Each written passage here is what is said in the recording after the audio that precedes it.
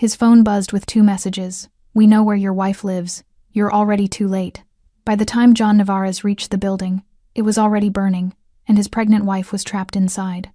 He carried her through fire, knowing one thing for sure. Whoever planned this had just declared war, and only one of them would survive. If this story pulled you in, make sure to hit that subscribe button so you never miss what's coming next. I've got another unforgettable story dropping tomorrow. And while you're here, jump into the comments and tell me where you're watching from. I love seeing our community from all around the world. Alright, let's get back into it. 19 years. John Navarez had ruled the city's underworld for nearly 2 decades. He'd survived betrayals, wars, and countless attempts on his life. But on the night someone set fire to his pregnant wife's apartment, all that precision shattered into one desperate truth. He was just a man racing against flames to save the only person who made him human. John Navarez had been a ruler in the shadows for 19 years. At 48 years old, he had orchestrated more operations than most men could count. Territory expansions, strategic eliminations, alliances forged and severed with surgical precision. But power never felt like safety. Every deal still required absolute focus. Every decision still carried the weight of empires. John was a husband now, about to become a father. His wife Lillian was 8 months pregnant. Deliberately kept separate from his world of negotiations and violence, they had built something fragile between chaos and domesticity, a penthouse across the city where she waited, a life insulated by silence and distance. John worked through nights of tense meetings and calculated risk. Lillian stayed in that sanctuary, protected by the one rule he never broke. She would never be touched by his world. They had a rhythm, an understanding built on protection and control. The tattoos visible beneath his tailored suits told stories he never spoke aloud. Dark ink crawled up his neck, disappeared beneath crisp collars, emerged again at his wrists, a map of violence and survival etched into skin weathered by decades of careful brutality. His face carried the sharp, handsome severity of a man who'd learned early that compassion was a luxury and hesitation was death. But lately, John had been thinking about change. The constant vigilance was exhausting. His hands ached, not from violence but from years of clenched fists and suppressed rage. Some mornings, watching Lillian sleep during his rare visits, he wondered what it would be like to simply disappear, to let trusted lieutenants handle operations, while he became something other than feared. His empire had grown powerful through precision and discipline. 6 months earlier, he'd entered a strategic alliance with another gang ruler, a man named Rodrigo Salazar, who controlled the eastern territories. Every operation split 50-50. Every territory negotiated. Every profit divided down the middle. On paper, it was balanced. In reality, John's empire flourished while Salazar's stagnated. John had noticed the shift in recent meetings. Salazar's jaw tightening when profit reports were shared. The way his eyes lingered on John's expanding network of contacts. The seamless efficiency of operations that seemed to multiply wealth effortlessly, while Salazar scrambled to maintain what he had. But John had dismissed it as wounded pride. Business. Nothing personal. Tonight was supposed to be different. John was driving back from a final meeting at one of his legitimate holdings, a shipping company that moved more than just cargo. The quarterly reports had been strong. Salazar had seemed satisfied, even cordial. They'd shared expensive whiskey and talked about future ventures. John had allowed himself to relax, just slightly. The city lights blurred past his car windows as he navigated familiar streets. His phone sat in the cup holder, silent. Lillian would be asleep by now, curled around the growing life inside her, safe behind reinforced doors and a security system he'd personally designed. Then the phone lit up. Unknown number. A text message. John's instincts made him slow the car, pull to the side of the empty street. He'd learned long ago that anonymous messages at midnight were never good news. "We know where your wife lives." His blood turned to ice. The words didn't compute at first. His mind raced through security protocols. The apartment's location was known only to 3 people. His most trusted enforcer handled logistics. The building was registered under a shell company, with no connection to his name. Before he could process the implications, a second message arrived. "You're already too late." John's hands tightened on the wheel, knuckles white. His heart, which had remained steady through interrogations and executions and betrayals, began to hammer against his ribs. He looked up through the windshield. Smoke. Thick, black columns rising into the night sky, illuminated by the sickly orange glow of flames. Coming from the direction of Lillian's building, his instincts screamed through the paralysis. He slammed the accelerator, the car lurching forward with a roar. Other vehicles honked as he cut through traffic, ran a red light, took a corner so sharp the tires screamed. His phone rang, guards, lieutenants, voices urgent and panicked. He ignored them all. John could see the flames now, hungry and spreading, devouring the upper floors of the luxury apartment complex where he'd promised Lillian she'd be safe. The building where he'd installed the best security money could buy. The fortress that was supposed to be untouchable. He knew how fast fire consumed everything, how smoke turned breathable air into poison in seconds, how structure gave way to heat and weight and inevitability. He abandoned the car in the middle of the street, door still open, engine still running. People streamed past him in the opposite direction, fleeing, parents carrying children, elderly residents supported by neighbors, smoke-stained faces and terror-wide eyes. The heat hit him like a physical blow as he got closer, a wall of scorching air that made his skin prickle and his eyes water. The main entrance was engulfed. Flames licked through the doorway, fed by oxygen and expensive furnishings. Glass had shattered from windows above, raining down in glittering shards. No way through there. John circled the building, his tailored suit jacket already soaked with sweat, his mind calculating, eliminating options. A service entrance on the east side, he could see it through the smoke. The door still intact but locked. Old steel. Hinges corroded from years of weather and neglect. He looked around desperately for something to use as leverage. A construction dumpster sat abandoned near the loading dock about 15 feet away, likely left by renovations that would never be completed now. John ran to it and pushed with everything he had. The dumpster rolled slowly, grudgingly, metal scraping against asphalt. His expensive shoes found no traction. His hands, accustomed to signing orders and pulling triggers, burned against the hot metal, but he pushed harder. Because somewhere in that inferno was Lillian, and whoever had done this was about to learn what happened when you touched John Navarez's world. The dumpster finally budged, rolling forward with agonizing slowness until it crashed against the building's sidewall. John didn't hesitate. He climbed onto the dented metal, his polished shoes slipping on the greasy surface, and reached for the fire escape ladder dangling just above his fingertips. His fingers closed around rusted metal. He pulled himself up, muscles screaming, and began climbing toward the flames that held his entire world captive. But this moment, this desperate ascent through heat and smoke, had been set in motion months earlier, in a room that smelled of cigars and old money. 6 months earlier, the meeting had taken place in neutral territory, a private room at an upscale restaurant where men like John Navarez and Rodrigo Salazar could negotiate without drawing attention. Waiters knew not to enter unless summoned. Security stood discreetly at both exits.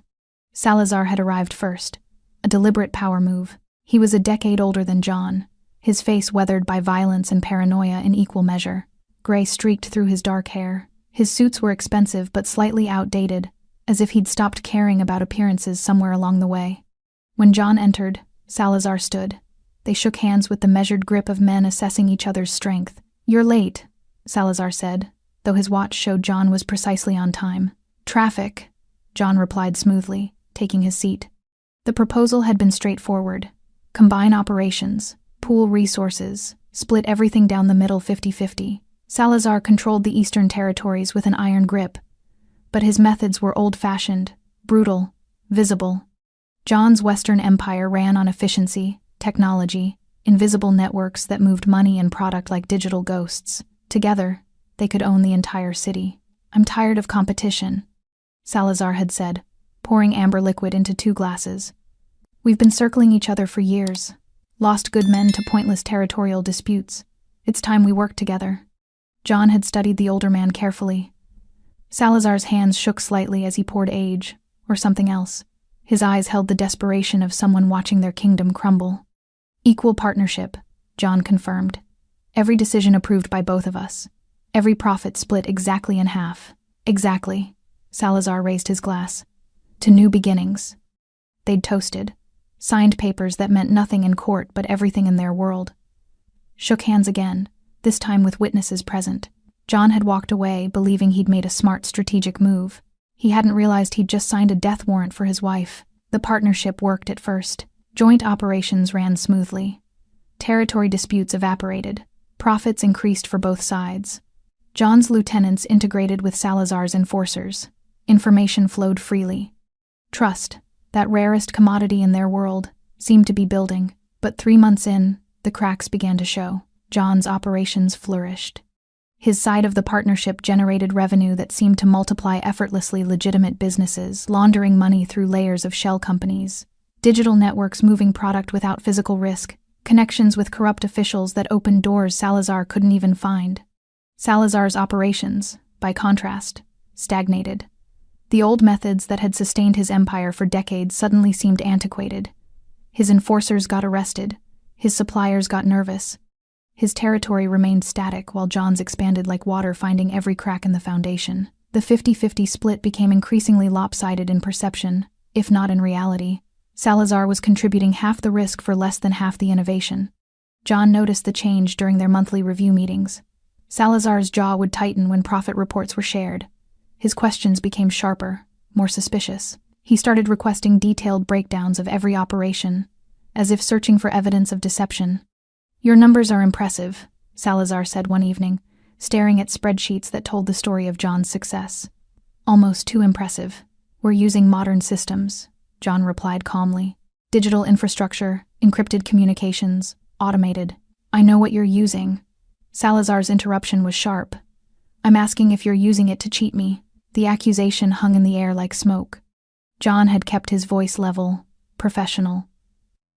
"Everything is split exactly as agreed. You have full access to the books. Books can be doctored. Then audit them." John met his eyes steadily. "Bring in your own accountants. Check every transaction. You won't find anything because there's nothing to find." Salazar had backed down, but the seed was planted. Paranoia grew like cancer in the older man's mind. He convinced himself that John's success was theft, that the alliance was a sophisticated con, that he was being played by a younger, smarter operator who'd learned to steal without leaving fingerprints. It wasn't true. John had honored every term of their agreement, but truth mattered less than perception in their world, and Salazar perceived himself as a fool being slowly bled dry. The older man began to spiral. He drank more, slept less. His own lieutenants grew concerned as he demanded impossible results, accused loyal men of betrayal, saw conspiracies in every shadow. And in his paranoid desperation, Salazar made a decision.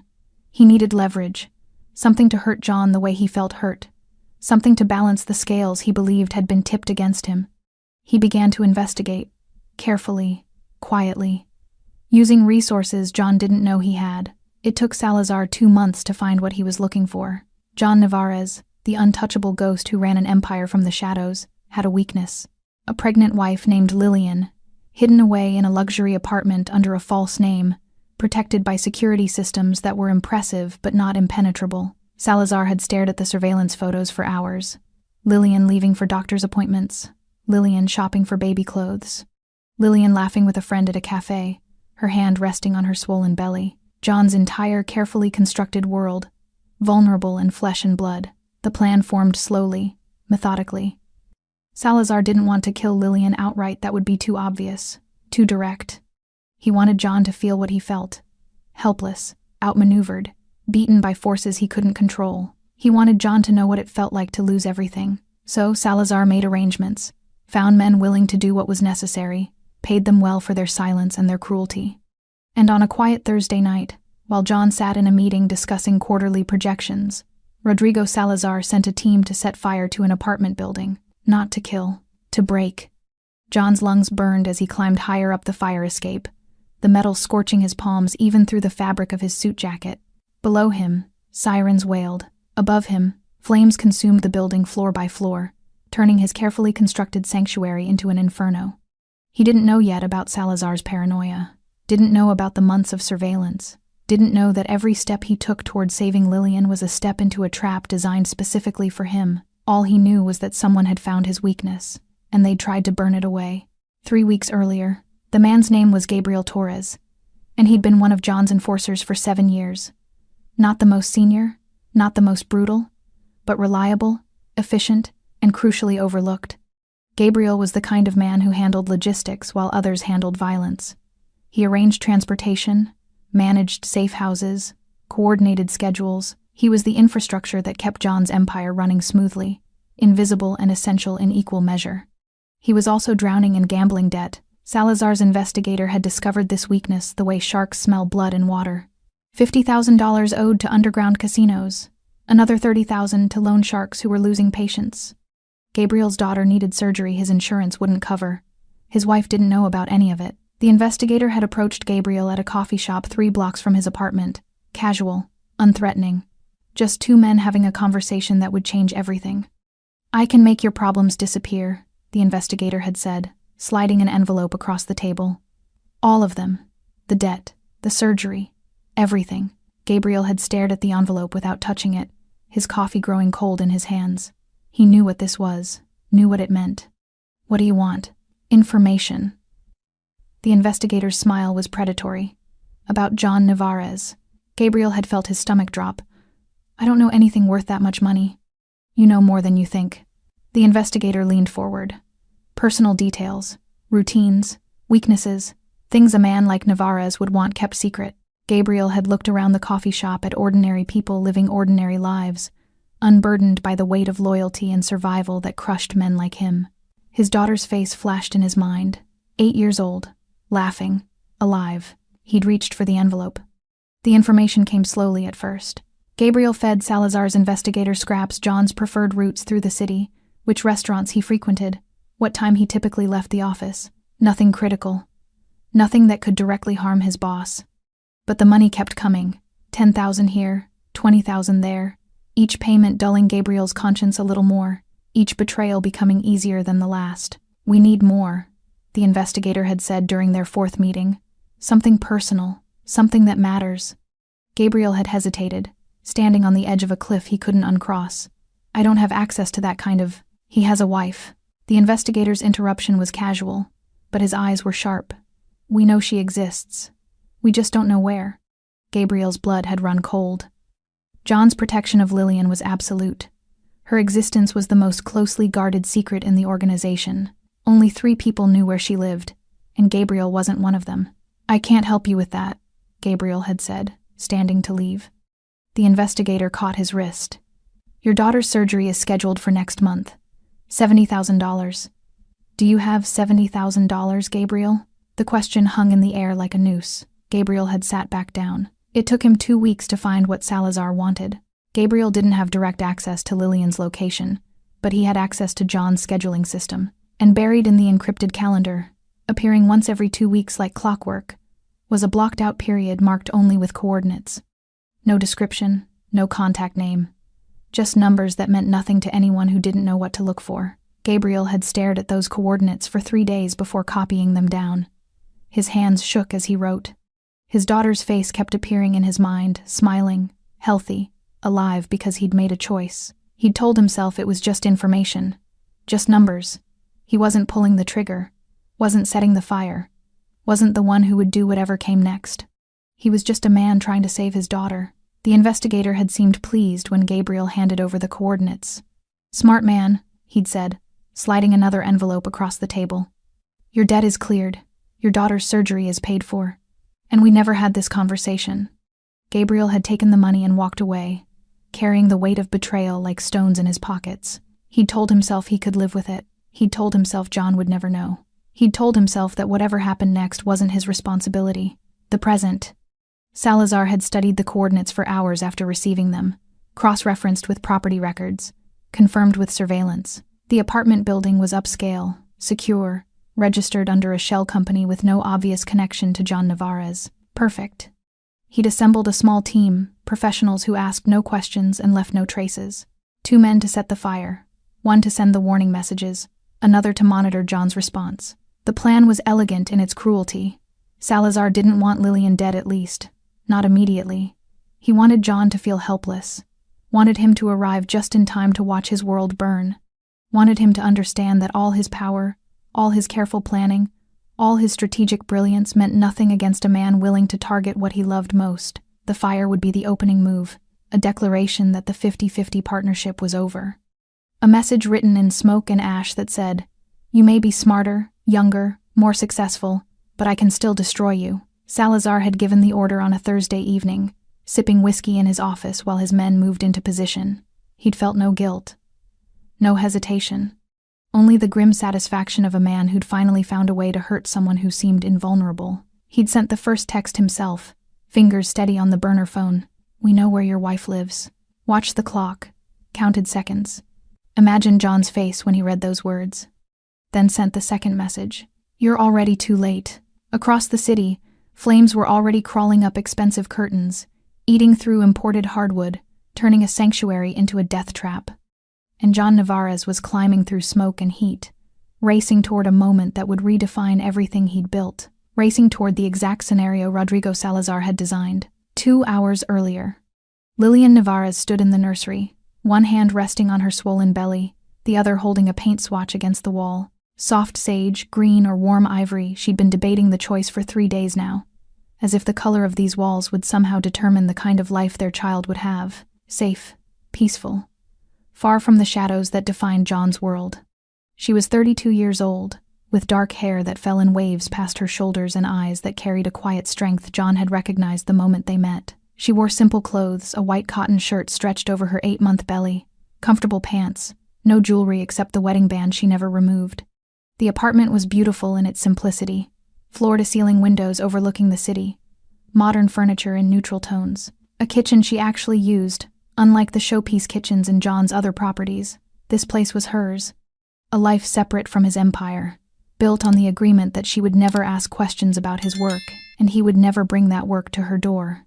It had been a fair arrangement, a necessary one. Lillian set down the paint swatch and moved to the window, watching the city lights flicker in the darkness.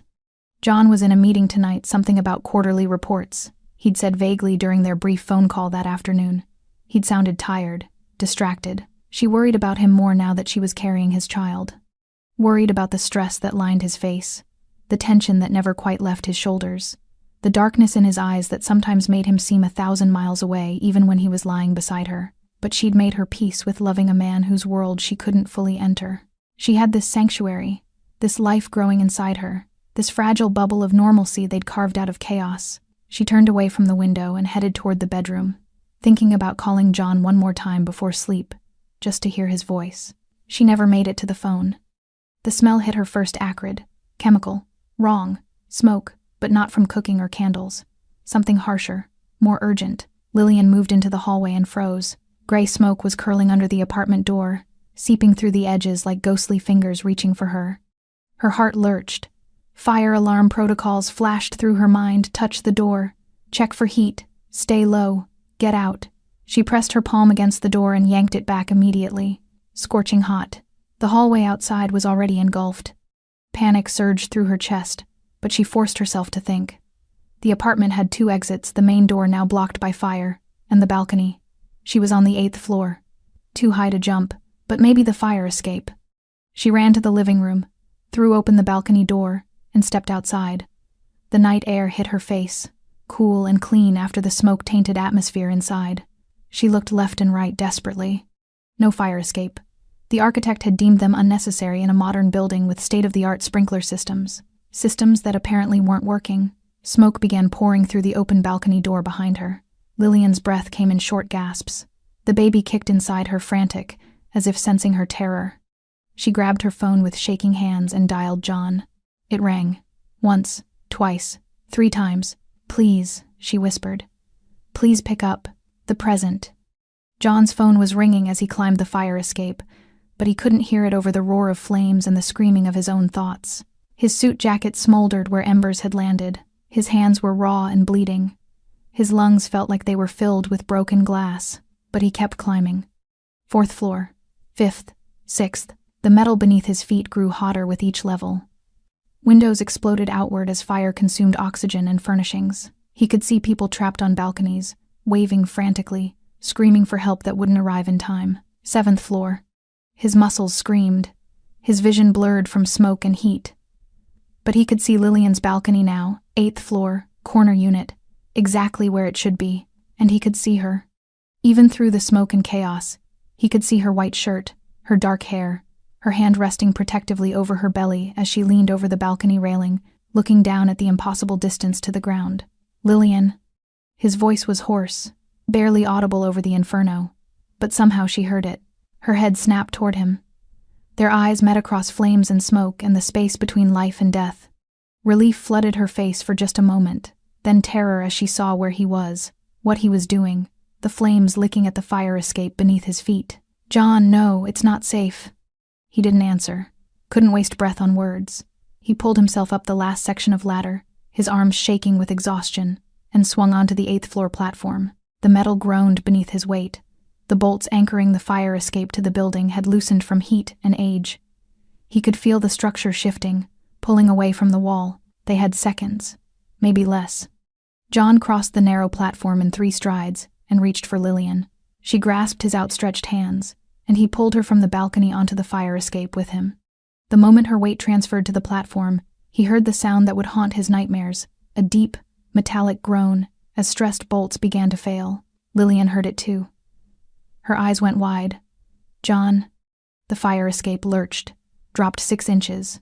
The bolts at the top were tearing free from the brick, unable to hold the combined weight and heat stress. John didn't think. He grabbed Lillian and pushed her toward the ladder going down, his body between her and the flames still consuming the building. Move. Now. She moved, climbing down as fast as her pregnant body would allow. John followed, one hand on her back, guiding and steadying her even as the fire escape continued its slow, inevitable separation from the building. Above them, the 8th floor platform tore completely free and crashed down in a shriek of twisting metal. They were between the 7th and 6th floors when John heard his phone buzzing in his pocket, a text message, perfectly timed in its cruelty. He didn't need to look to know who it was from. But later, when he finally checked, he would see the message that confirmed everything. Now you know how it feels to lose. The fire escape shuddered again, bolts shrieking as they tore from the brick. John felt the entire structure tilt backward, pulling away from the building at an angle that defied physics and promised death. "Don't stop!" he shouted to Lillian, his hand pressed firmly against her back, guiding her down even as his own feet struggled to find purchase on the slanted metal grating. Lillian's breathing came in ragged gasps, panic, exertion, and the baby pressing against her lungs, all combining into a suffocating cocktail. Her hands gripped the ladder rails so tightly her knuckles had gone white. 5th floor. The heat was unbearable now. Flames had spread to multiple floors, turning the building into a vertical furnace. John could feel his skin blistering where embers landed on his neck and wrists. The tattoos that marked his chest and arms felt like they were burning into his flesh all over again. 4th floor. Above them, another section of fire escape tore free with a sound like a gunshot. Metal crashed against metal, sending vibrations through the entire structure. The ladder beneath Lillian's feet swayed violently. She screamed. John caught her before she could fall, one arm wrapped around her waist, the other gripping the ladder with strength born of pure desperation. For a moment they hung there, suspended between floors, between life and death, between the world John had built and the world that was trying to take everything from him. "I've got you," he said into her ear, his voice rough from smoke. "I've got you both." Lillian nodded against his chest, tears streaming down her soot-stained face. Then she found her footing again and continued climbing down. 3rd floor. John could see firefighters below now, shouting instructions he couldn't hear over the roar of flames. They were positioning a ladder truck, extending the aerial platform, but it was moving too slowly. The building was coming apart faster than rescue could arrive. 2nd floor. The fire escape groaned one final time, a deep, agonizing sound of metal accepting its fate. John felt it beginning to collapse, the entire structure peeling away from the building like skin from burned flesh. He didn't hesitate. With Lillian just steps above the 2nd floor landing, John grabbed her around the waist and jumped. They fell together. 15 feet. 20. Time stretched and compressed simultaneously. John twisted in the air, positioning his body beneath hers, knowing the impact would shatter something but accepting it as the price. They crashed through the canvas awning of the building's side entrance. The fabric tore but slowed their fall just enough. They hit the concrete loading dock in a tangle of limbs and torn fabric. John's back struck first, absorbing the impact with his shoulders and spine. Lightning bolts of pain shot through his entire body. Lillian landed on top of him, gasping, crying, but alive. Behind them, the fire escape finally surrendered completely. 8 stories of metal twisted and fell, crashing into the space they'd occupied seconds before with enough force to crack the concrete. For a moment, neither of them moved. John's vision swam with dark spots. His ribs screamed with each breath. But he could feel Lillian's heart beating against his chest, rapid and strong, could feel the baby moving between them, protected by her body and his, still alive, all 3 of them. Hands grabbed them, firefighters, paramedics, strangers pulling them away from the building as flames continued to consume it. Someone was shouting about medical attention. Someone else was trying to separate John from Lillian. He wouldn't let go. "Sir, we need to check her. Don't touch her." John's voice was raw but absolute. He pulled Lillian closer, his burned hands leaving marks on her white shirt. His body still curved protectively around hers even as they lay on the concrete. A paramedic knelt beside them, a young woman with kind eyes who understood something in John's expression that went beyond words. "I'm just going to check her vitals," she said gently. "You can hold her hand the whole time. I promise." John finally loosened his grip enough for the paramedic to work. Lillian's hand found his, their fingers interlocking with desperate strength. Blood pressure cuff, stethoscope, gentle hands checking for injuries. "The baby?" Lillian's voice cracked on the words. The paramedic pressed the stethoscope against Lillian's belly, moving it slowly, listening with professional concentration that felt like it lasted centuries. Then she smiled. "Strong heartbeat. Your baby's a fighter." Lillian collapsed back against John's chest, sobbing with relief. He wrapped his arms around her again, his face buried in her smoke-stained hair, and for the first time in 19 years, John Navarez felt tears burning tracks down his own face, not from the smoke, not from the pain, from the realization of how close he'd come to losing everything that mattered. Around them, the building continued to burn. Fire trucks sprayed water into the inferno. News cameras captured the chaos. Survivors wrapped in emergency blankets gave statements to police, but John saw none of it. He saw only Lillian's face, the rise and fall of her chest, the hand resting on her belly where their child impossibly miraculously still lived, and he saw the message on his phone, still glowing on the cracked screen that had somehow survived the fall. "Now you know how it feels to lose." Except John hadn't lost. Someone had tried to take everything from him, had set a fire meant to break him psychologically before destroying him completely. But Lillian was alive. The baby was alive. And now John understood with crystalline clarity what had happened. This wasn't random, wasn't an accident, wasn't even a warning. This was a declaration of war disguised as tragedy. Someone who knew about Lillian. Someone with access to her location. Someone who wanted John to feel helpless, powerless, beaten. The partnership. The only people outside his innermost circle who could have connected the dots, who had reason to resent him, who had the resources to orchestrate something this precise. Salazar. John's grief hardened into something colder, sharper. His hands burned, blistered, still trembling slightly from exertion, curled into fists against Lillian's back. The paramedic was saying something about taking them to the hospital, about treating his injuries, about monitoring the baby. John nodded without really hearing, because in his mind, he was no longer on a concrete loading dock holding his pregnant wife. He was standing in front of Rodrigo Salazar, watching the older man's face as he realized his plan had failed, watching him understand that he hadn't broken John Navarez. He'd created something far more dangerous. A man with absolutely nothing left to lose and everything left to protect. The hospital smelled like antiseptic and fear. John sat in a plastic chair outside Lillian's room, his burned hands wrapped in white gauze that was already seeping through with blood and clear fluid. His suit, custom-tailored, worth more than most people made in a month, was ruined, torn, and scorched beyond recognition. Soot stained his face and neck. His hair, normally perfectly styled, stood in chaotic directions. He looked like what he was, a man who'd walked through hell and carried someone out with him. The doctors had insisted on separating them.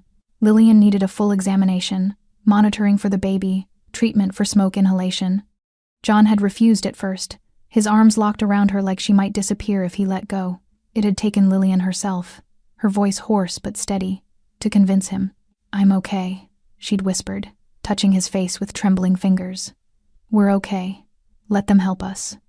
So he'd released her, watched as nurses wheeled her away, and now he sat alone in a hallway that felt too bright and too quiet after the chaos of flames and sirens.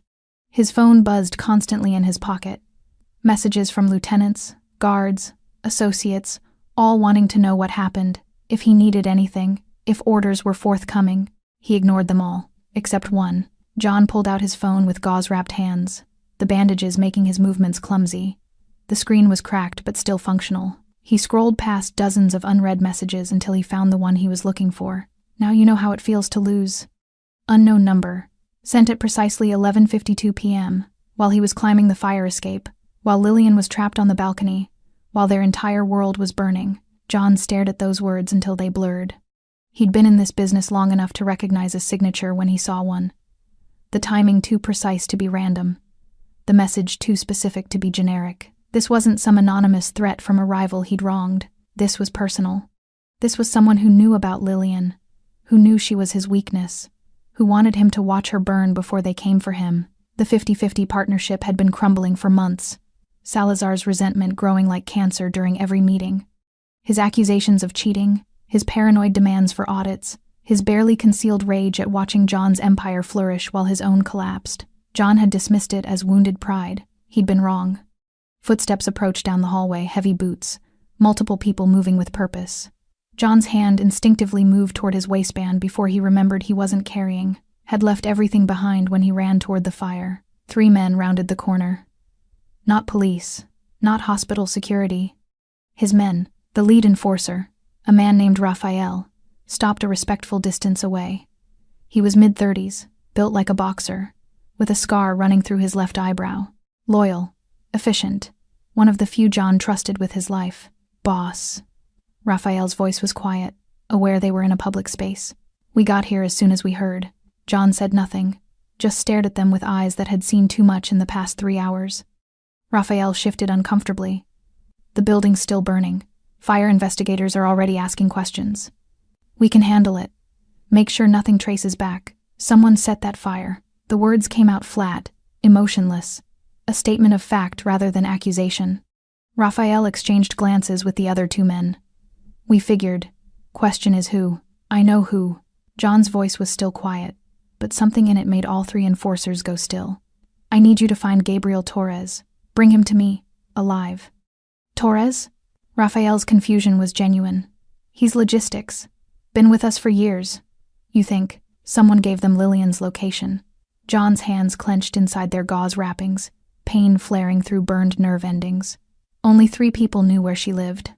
Me, you, and Torres handled the security installation. Raphael's face darkened with understanding. If he talked, find him. John stood, his body protesting every movement. Burns, bruises, possibly cracked ribs. He'd refused medical attention until he knew Lillian was safe. Don't hurt him. Don't threaten him. Just bring him somewhere quiet where we can talk. And if he runs, he won't. John's smile was cold. He thinks he got away with it. He thinks the fire covered his tracks. Raphael nodded and turned to leave, the other 2 men following. But John's voice stopped them. Raphael, the enforcer turned back. After Torres. John paused, his jaw working. I need you to reach out to our contact in Salazar's organization, the one on our payroll. I need to know where Salazar is right now, what he's doing, who he's with. Understanding flickered in Raphael's eyes. You're sure it was him? The message came from someone who wanted me to feel helpless. John's voice was soft, almost gentle. Someone who thought taking my wife would break me before destroying me. Someone who believed they were teaching me a lesson. He pulled out his phone, showed Raphael the message. Now you know how it feels to lose. That's not strategy, John said. That's emotion. That's a man who feels cheated and wants me to suffer the way he thinks he's suffered. Raphael read the message twice, his face hardening. When do you want the meeting set up? Not yet. John pocketed the phone. First we find Torres, confirm everything, then we move. The enforcers left without another word, their boots echoing down the sterile hallway. John returned to his plastic chair and lowered himself carefully, his body screaming in protest. His hands throbbed, his lungs ached. Every breath tasted like smoke, but his mind was clear. For 19 years, he'd built an empire on calculation and control. He'd made strategic decisions, weighed costs and benefits, chosen paths that maximized power while minimizing risk. Tonight changed everything. Tonight someone had crossed the one line John had drawn in blood and fire. A door opened down the hall. A doctor emerged, clipboard in hand, scanning the waiting area. Her eyes found John. Mr. Navarez. He stood, his heart suddenly hammering despite his outward calm. The doctor's face softened into a tired smile. Your wife and baby are stable. Vitals are strong. No signs of complications. She's asking for you. The relief hit John like a physical blow. His knees almost buckled. He steadied himself against the chair. Can I see her? Room 847. But Mr. Navarez. The doctor's expression turned professional again. You need treatment too. Those burns are serious. And I suspect you have at least 2 cracked ribs. After, John said, already moving past her toward room 847. Sir, infection is a real concern. After. He walked down the hallway, each step deliberate despite the pain. Outside room, 847. He paused, one burned hand on the door handle, then he pushed it open. Lillian lay in the hospital bed, oxygen cannula in her nose, IV in her arm, monitors beeping softly beside her. Her dark hair spread across the pillow. Her face was clean now, the soot washed away, revealing the woman he'd married, the woman he'd almost lost. Her eyes opened when he entered. Tears immediately started flowing. John crossed the room and sat carefully on the edge of her bed. He took her hand in both of his, mindful of the IV, of the fragility that had always been there but he'd chosen to ignore. "I'm sorry," he said, his voice cracking. "I promised you'd be safe. I promised my world would never touch you. I'm so—" "John," Lillian squeezed his hand, stopping the words. "You saved us. You ran into a burning building and carried us out. That's what happened tonight. Someone tried to kill you because of me, but they didn't." Her other hand moved to her belly, to the life still growing there despite everything. "We're still here, all three of us." John looked at their joined hands, his wrapped in gauze, hers pale and delicate against the white sheets. The contrast between his world and hers had never been more stark. "I have to tell you something," he said quietly. "About tonight, about why it happened." Lillian's face went still, but she nodded. "Okay." So John told her everything, about the partnership with Salazar, about the growing resentment, about the message that had sent him racing across the city, about his certainty that this wasn't random violence but calculated revenge. He told her about the empire he'd built, the decisions he'd made, the blood on his hands that had funded the sanctuary where she lived. He told her things he'd never said aloud, breaking the agreement they'd made years ago that she wouldn't ask and he wouldn't tell. When he finished, the room was silent except for the steady beeping of monitors. Lillian stared at him for a long moment. Then she spoke, her voice steady despite the tears still streaming down her face. "What happens now?" John looked at her, at this woman who'd somehow loved him despite everything he was, who was carrying his child, who'd almost died because someone wanted to hurt him, and he made a vow. Not the kind spoken in churches or written in contracts, the kind forged in fire and smoke and the absolute clarity that comes from nearly losing everything. "I'm going to make sure this never happens again," he said softly. "Whatever it takes, whoever I have to remove, whatever I have to become." He leaned forward, pressing his forehead against hers, breathing in the hospital smell mixed with her scent. "Whoever did this will pay," John whispered. "Not because of pride, not because of business, because they tried to take you from me. Both of you." Lillian's hand came up to touch his face, her fingers tracing the soot stains the nurses had missed. "Promise me something," she said. "Anything. Promise me you'll come back, that whatever you do, whatever happens, you'll come back to us." John pulled back just enough to look into her eyes. In them he saw fear, yes, but also understanding, acceptance, love that somehow persisted despite everything she now knew. "I promise," he said. And John Navarez, who'd broken countless promises in his 19 years of building an empire, meant this one with every burned nerve ending, every aching rib, every beat of his heart. He would come back. But first, he would make sure that everyone who'd participated in tonight's fire understood exactly what happened when you threatened John Navarez's family, starting with Gabriel Torres, then ending with Rodrigo Salazar. Outside room 847, in the too-bright hallway, Rafael's phone buzzed with confirmation. Torres located, awaiting instructions. The hunt had begun. John stayed with Lillian until she fell asleep, her hand still clutching his despite the IV line and the exhaustion that finally claimed her. He watched the rise and fall of her chest, the steady green line on the heart monitor, the slight movement beneath her hospital gown where their child rested. Still alive. Still safe. For now, when he was certain she was deep in sleep, John carefully extracted his hand and stood. Every muscle screamed in protest. His ribs felt like broken glass grinding together. But pain was irrelevant now. He had work to do. A nurse tried to intercept him as he left the room. "Mr. Navarez, you really need to let us treat those burns. Later." He walked past her without breaking stride, pulling out his phone with gauze-wrapped hands. One message to Rafael. "Where?" The response came within seconds. "Old warehouse. Brooklyn." He came willingly. John's jaw tightened. Willingly meant Gabriel didn't know yet. Didn't understand that his betrayal had been discovered, that the anonymous money he'd accepted had been bought with blood. Didn't know that John Navarez was coming. The warehouse stood in an industrial area that had been dying for decades. Rusted fencing surrounded crumbling brick buildings. Streetlights flickered intermittently, casting more shadow than illumination, the perfect place for conversations that needed to remain private. John's car, a replacement vehicle Raphael had arranged, pulled up to the side entrance at 3:47 a.m. He sat in the darkness for a moment, his hands resting on the steering wheel, his mind cold and focused despite the pain radiating through his body.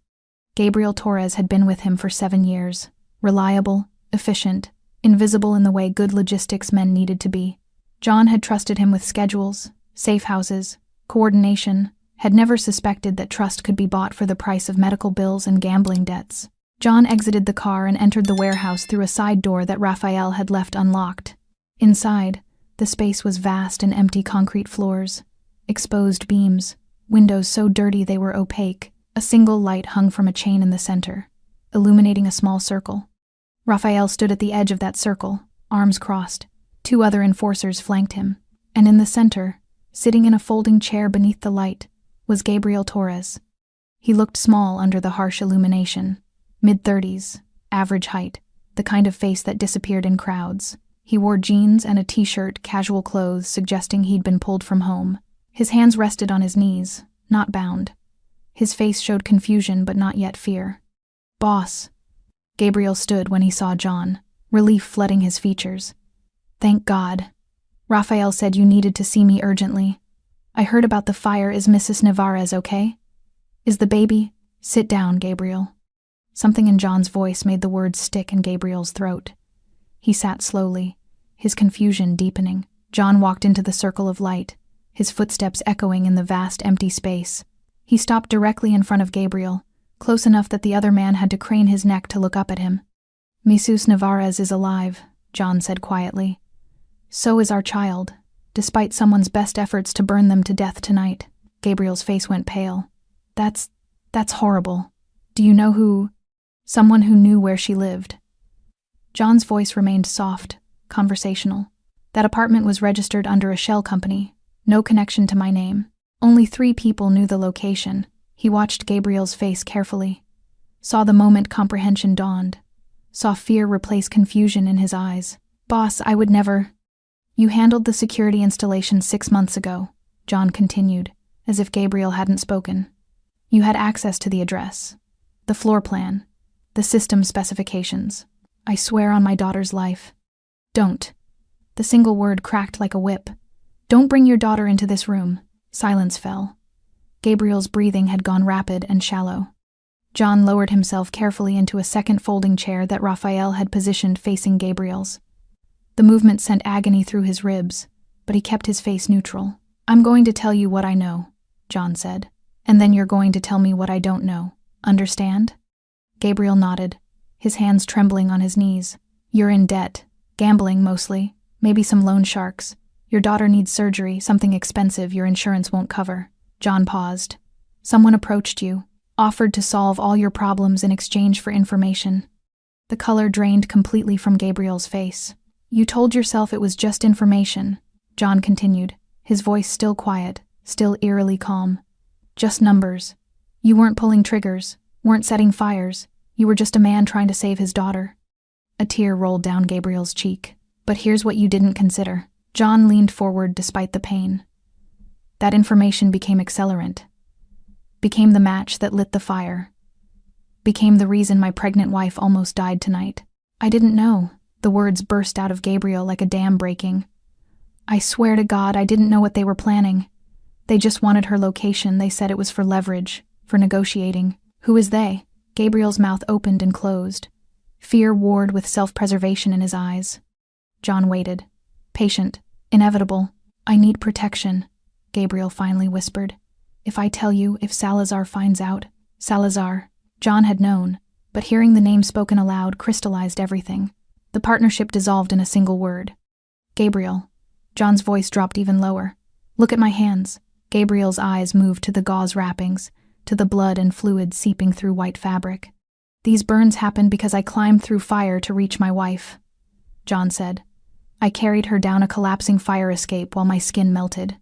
Do you understand what that means?" Gabriel was crying openly now. "It means I will do anything, endure any pain, cross any line to protect my family." John stood, towering over the broken man in the chair.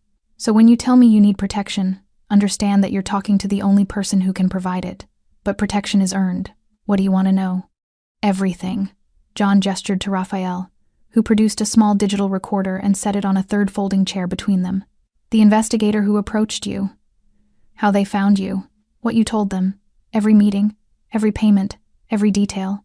Gabriel stared at the recorder like it was a loaded gun. And if I tell you everything, then your daughter gets her surgery, John said. Your debts disappear. You and your family relocate somewhere safe, with enough money to start over. Hope flickered in Gabriel's eyes. Really, I don't punish children for their father's mistakes. John sat back down, every movement carefully controlled despite the pain. But if you lie to me, if you leave anything out, if I discover you're still in contact with Salazar's people, he left the threat unfinished.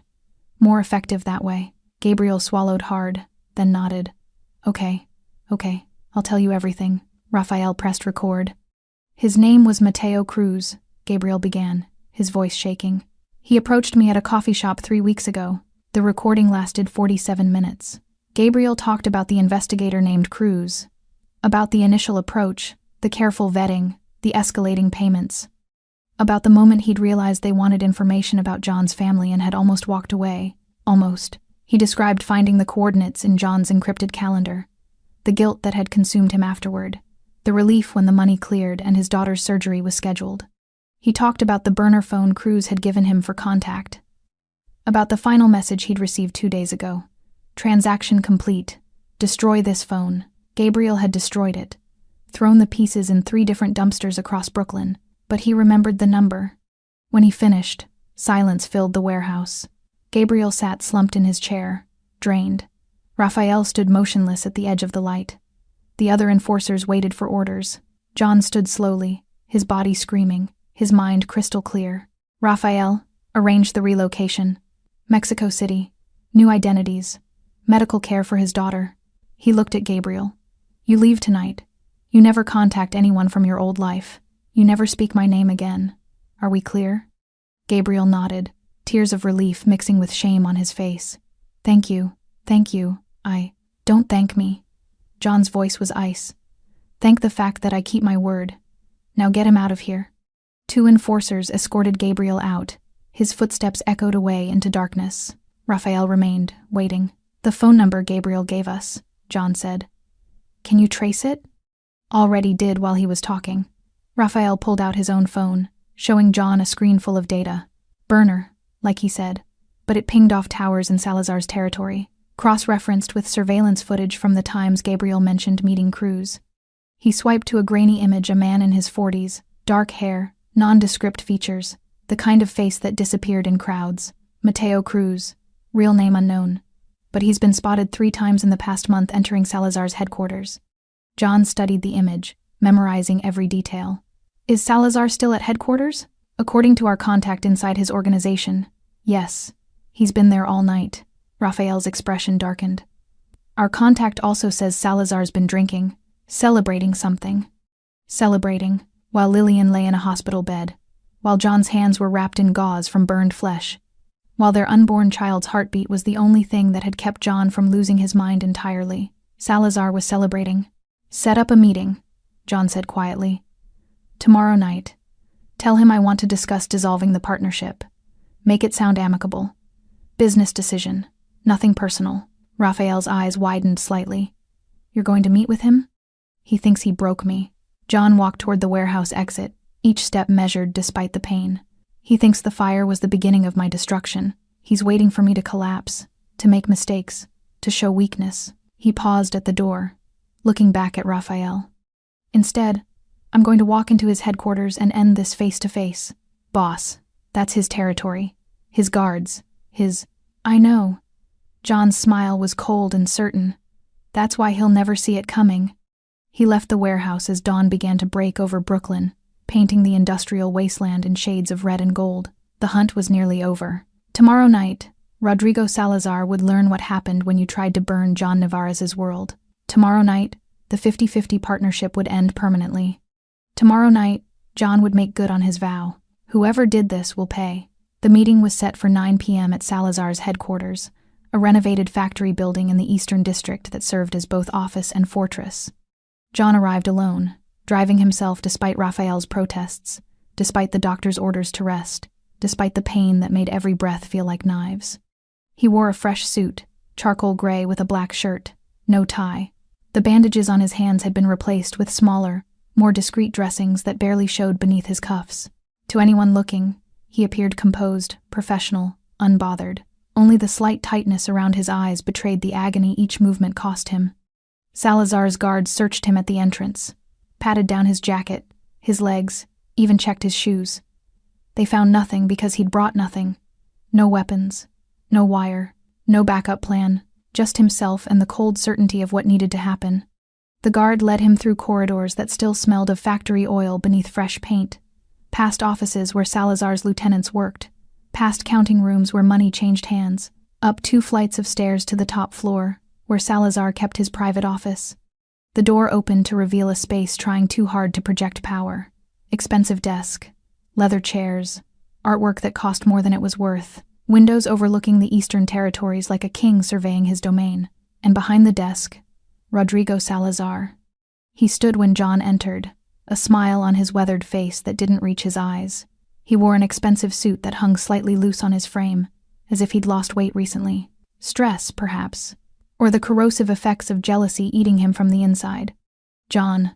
Salazar spread his hands in welcome. "I was sorry to hear about the fire. Terrible tragedy. How is your wife?" John crossed the office slowly, his footsteps deliberate on the hardwood floor. He didn't sit in the offered chair. Instead, he stopped 3 feet from Salazar's desk, his hands clasped loosely in front of him. "She's alive," John said quietly. "So is my child." Despite someone's best efforts, something flickered in Salazar's eyes, surprise quickly masked. "I'm glad to hear it. These things, random violence, it's a plague on our city. Sit down, Rodrigo." The command, delivered softly, stopped Salazar mid-sentence. He sat slowly, his false smile fading. John remained standing. "I'm going to tell you a story," John said, his voice conversational, "about a man who entered a partnership believing it would make him stronger, who agreed to split everything 50-50 because he thought shared power was better than constant warfare." Salazar's jaw tightened, but he said nothing. This man honored his agreement completely. John continued. "Split every profit exactly as promised. Gave his partner full access to books, operations, decision-making, did everything right." He paused, letting silence fill the space. But his partner became convinced he was being cheated, not because of evidence there was none, but because success breeds resentment in small minds, because some men measure themselves by others' failures rather than their own achievements. Salazar's hands clenched on his desk. "Careful, John."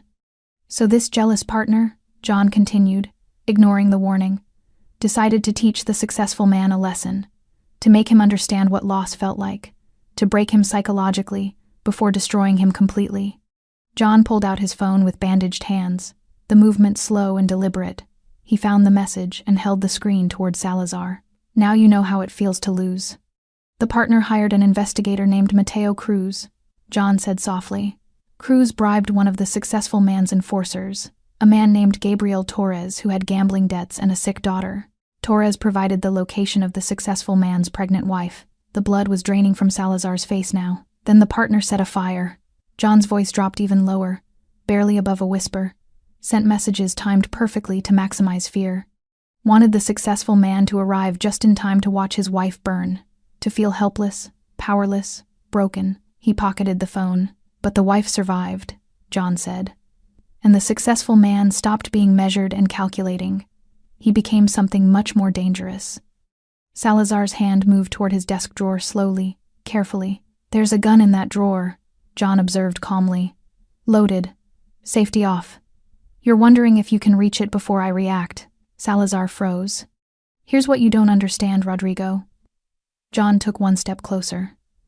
"I didn't come here for a conversation. I didn't come to negotiate or threaten or make deals. Another step. I came to tell you that the partnership is over. Not because of business, not because of profit splits or territory disputes. One more step." John was at the edge of the desk now, looking down at Salazar like a judge pronouncing sentence. "Because you tried to murder my pregnant wife." "John, listen." Salazar's voice cracked. It wasn't supposed to. The fire was meant to scare you. Not, you should have aimed at me. The words hung in the air like a death knell. You should have put a bullet in my head. John continued, his voice still terrifyingly quiet. Should have ambushed me leaving a meeting. Should have targeted me directly like a man instead of a coward. He leaned forward, palms flat on the desk despite the pain it sent through his burned hands. But you didn't. You went after a pregnant woman who never hurt you, never threatened you, never even knew you existed. And in doing so, you made the single worst decision of your life. Salazar's hand darted for the drawer. He never reached it. John's movement was economical, precise despite his injuries. His hand caught Salazar's wrist, slamming it against the desk with enough force to crack bone. The older man cried out in pain. The office door burst open. 2 of Salazar's guards rushed in, guns drawn. They stopped when they saw Raphael standing in the hallway behind them, flanked by 4 of John's enforcers. All armed, all perfectly positioned. Your choice, Raphael said calmly to Salazar's guards. You can die protecting a man who set fire to a pregnant woman. Or you can walk away and find new employment.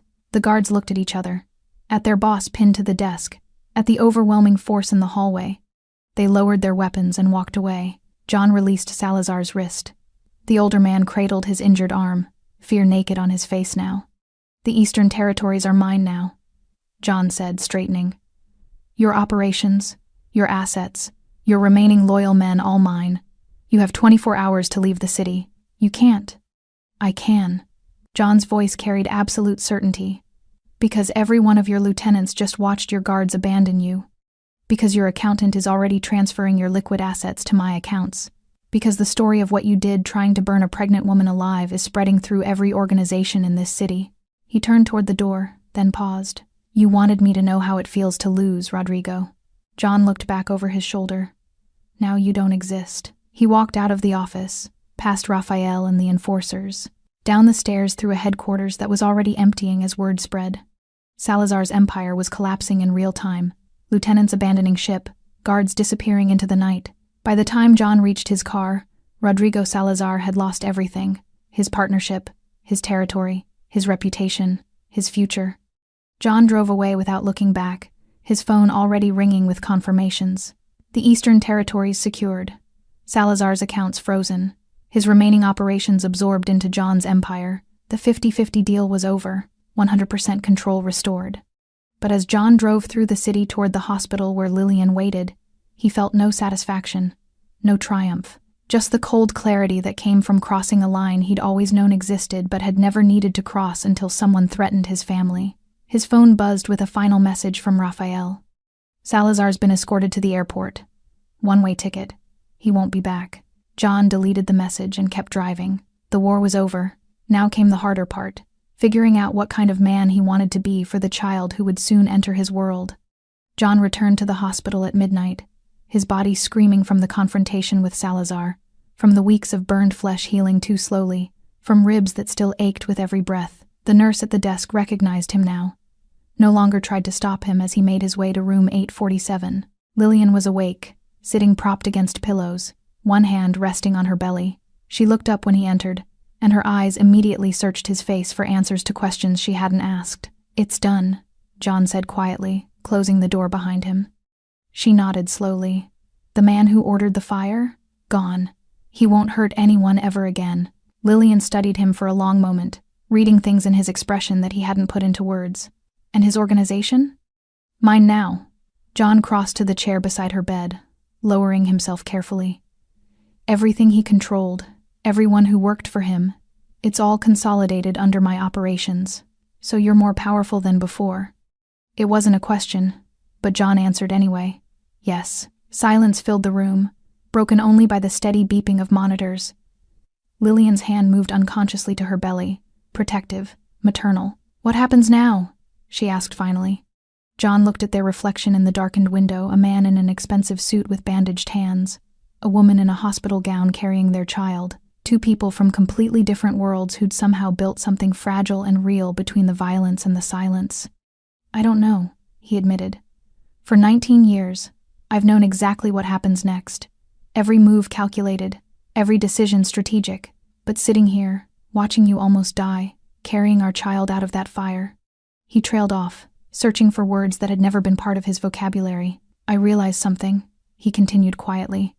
All the power I've built, all the territory I control, all the men who fear me, none of it mattered when you were trapped on that balcony. None of it could protect you. None of it could save you. Lillian reached for his hand, her fingers gentle against the bandages. Power isn't what I thought it was, John said. It's not about domination or control or making people fear you. Real power is keeping safe what matters most. So what are you going to do? John looked at her, this woman who'd loved him despite everything, who was carrying his child, who'd survived fire and smoke because he'd climbed through hell to reach her. I'm going to scale down, he said. Cut the high-risk operations. Reduce exposure. Let trusted lieutenants handle day-to-day while I step back. Surprise flickered across Lillian's face. You're retiring? Not exactly. John squeezed her hand carefully. But I'm choosing differently. Choosing you. Choosing this. He gestured to her belly. Choosing a life where I'm not constantly looking over my shoulder, wondering who's going to try to use my family against me. The men who work for you, will they accept that? The ones who matter will understand. John's voice carried quiet certainty. The ones who don't can find employment elsewhere. I'm not abandoning the organization, just restructuring my role. Lillian's eyes filled with tears. What changed? You almost died. John's voice cracked slightly. Our child almost died, and I realized that every territory I control, every alliance I maintain, every enemy I eliminate, none of it means anything if I lose you both in the process. He stood carefully and leaned over the bed, pressing his forehead against hers. I'm tired, Lillian. Tired of the constant vigilance. Tired of turning everything into strategy. Tired of being feared instead of loved, she whispered. John pulled back to look at her. Yes.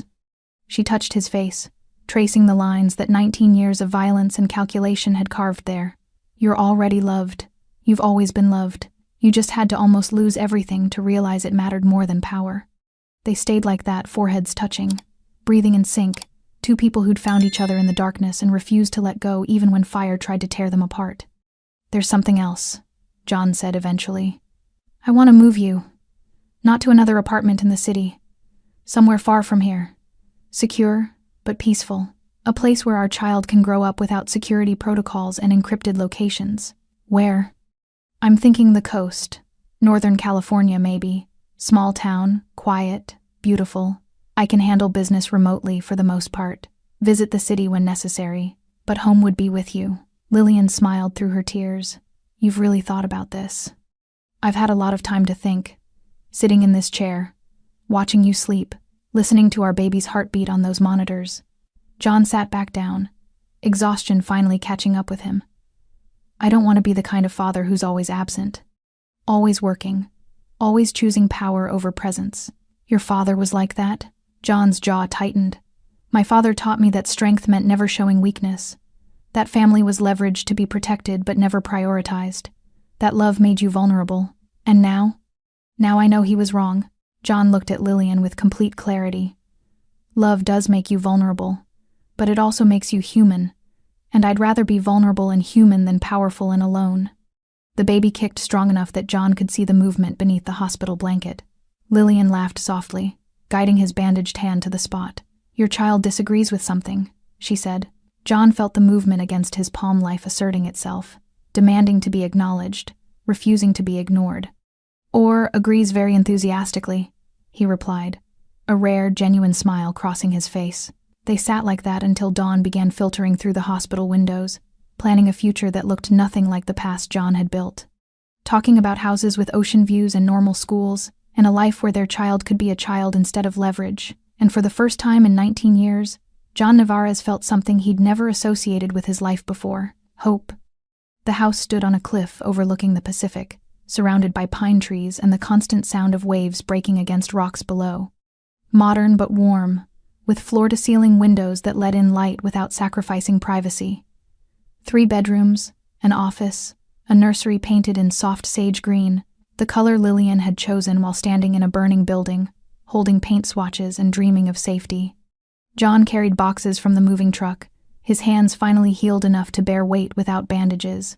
Though scars traced patterns across his palms and fingers like topographical maps of the night, everything changed. Inside, Lillian directed placement with the authority of someone who'd survived fire and earned the right to decide where furniture belonged. She was 9 months pregnant now, moving carefully but confidently, building a home in this sanctuary 300 miles from the city where John's empire continued operating without his constant presence. "The crib goes against the north wall," she instructed the movers. "Away from the window. And the changing table needs to be accessible from both sides." John watched her command the space, this woman who'd married a ghost and now lived with a man trying to become real. She caught him staring and smiled. "What? Nothing. Just, you're beautiful when you're delegating," she laughed. "After 19 years of letting you make all the decisions, I've discovered I quite enjoy being in charge." "Noted." John set down his box and crossed to her, his hands finding her waist carefully. "How are you feeling?" "Like I'm carrying a small human who's running out of room." Lillian leaned against him. "The doctor said any day now. Any day their child would enter the world. Any day John would become a father, would hold in his hands the life he'd carried through fire and smoke and the rubble of his old existence." His phone buzzed in his pocket. He ignored it. Lillian felt the vibration between them. "You can check it. It can wait." "John, it can wait." He pulled the phone out and powered it off completely, then set it on the kitchen counter. "Today is about this. About us. About getting ready." The movers finished and left. The house settled into afternoon quiet, broken only by ocean sounds and the occasional creak of new construction finding its equilibrium. John and Lillian moved through rooms, unpacking boxes, making decisions about where things belonged in this new life. Every item placed felt like a small declaration of permanence: books on shelves, photos in frames, kitchen supplies in cabinets, building something meant to last. "Tell me about the business," Lillian said while they worked. "How's the transition going?" John had been honest with her about everything since the hospital. No more secrets, no more careful silence. She knew what he did, who he was, what his empire looked like from the inside. And she'd chosen to stay anyway. "Raphael's handling operations," John said, folding clothes into drawers. "He checks in twice a week. Major decisions still come through me, but day-to-day is his responsibility now. And he's good at it? Better than I expected. Turns out stepping back lets other people step up." John paused, considering. "The organization is actually running smoother without me micromanaging everything. Does that bother you?" "It should." John smiled slightly. 19 years of believing I was irreplaceable, and it turns out I'm not. But no, it doesn't bother me. It's freeing." They worked until sunset painted the ocean in shades of orange and gold. Lillian stood at the window, silhouetted against the dying light, one hand on her belly. John joined her, wrapping his arms around her from behind, his hands covering hers. "Do you miss it?" she asked quietly. "The city, the power, the constant motion." "Sometimes," John admitted. "Not the danger or the violence, but the certainty of knowing exactly who I was and what I was supposed to do. Out here, I'm figuring out a different version of myself." "And how's that going? Ask me in a year." He kissed her temple. "Right now, I'm just trying to be present. To be here completely instead of always calculating the next move. You're doing better than you think." They stood watching darkness claim the ocean, the lighthouse down the coast beginning its rotation, casting light across water that stretched endlessly toward horizons John would never control. That night, they christened the house by cooking dinner together. Something simple, normal, domestic. They ate on the deck despite the cold, wrapped in blankets, talking about names they still hadn't agreed on and what kind of parents they wanted to be. John's phone stayed off. The empire operated without him. The world continued turning. And for the first time in his adult life, John Navarez wasn't trying to control any of it. Later, lying in bed with Lillian curled against him, John stared at the ceiling and thought about the journey from that burning building to this quiet room. About the man who'd climbed through fire carrying his wife, and the man who now lay in darkness listening to her breathe. "John?" Lillian's voice was drowsy. "Are you awake?" "Yeah. No regrets?" He thought about power and territory and 19 years of building an empire. Thought about Salazar's face when he realized he'd lost everything. Thought about Gabriel Torres relocating with his daughter to a new life funded by John's promise. Thought about the scars on his hands and the life growing in Lillian's belly. "No regrets," John said quietly. "Everything that happened, the partnership, the fire, almost losing you, it was all necessary to get here, to understand what actually matters, which is this." He pulled her closer. "You, our child, this house on a cliff where nobody's trying to kill us, and the biggest decision is paint colors." Lillian laughed softly. We still haven't finished the nursery. Tomorrow. You said that yesterday. Tomorrow, I mean it. They drifted toward sleep, safe in a house 300 miles from the city where John Navarez was still feared but no longer present. Where Raphael managed operations with efficiency, John grudgingly admitted exceeded his own. Where former enemies had become careful allies and the Eastern Territories ran smoothly under new management. The empire existed. It functioned. It generated wealth and power. But John no longer measured himself by its size. He measured himself by the woman sleeping against him and the child about to enter their world. By mornings without violence and evenings without calculation. By the slow, difficult work of becoming someone who protected rather than dominated. Real power, he'd learned, wasn't who feared you. It was who survived because of you. It was who thrived because you chose presence over dominance. It was building something that lasted beyond territory and alliances and strategic partnerships that inevitably crumbled. Standing in that burning corridor with Lillian in his arms, John had made a vow in smoke and flames and absolute clarity. Whoever did this will pay. He'd kept that vow. Salazar had paid. The partnership had ended. The empire had been consolidated. But the real vow, the one that mattered, had been made in a hospital room while watching his wife sleep. The vow to come back. To choose differently. To be the kind of man who could walk away from power because something more important was waiting. That vow, John was keeping every day. In this house on a cliff, with the woman he'd carried through fire, waiting for the child who would inherit not an empire, but a father who'd learned what truly mattered before it was too late. Outside, waves crashed against rocks. The lighthouse rotated. Stars appeared in a sky unpolluted by city lights, and John Navarez, who'd ruled an empire for 19 years, finally understood what it meant to be free. Thanks for staying with this story right till the final moment. You're the reason these stories come alive. If you're ready for another powerful journey, just tap the next video on your screen. And before you go, leave a quick comment and rate this story from 1 to 10. I'm excited to see your thoughts and connect with you down there.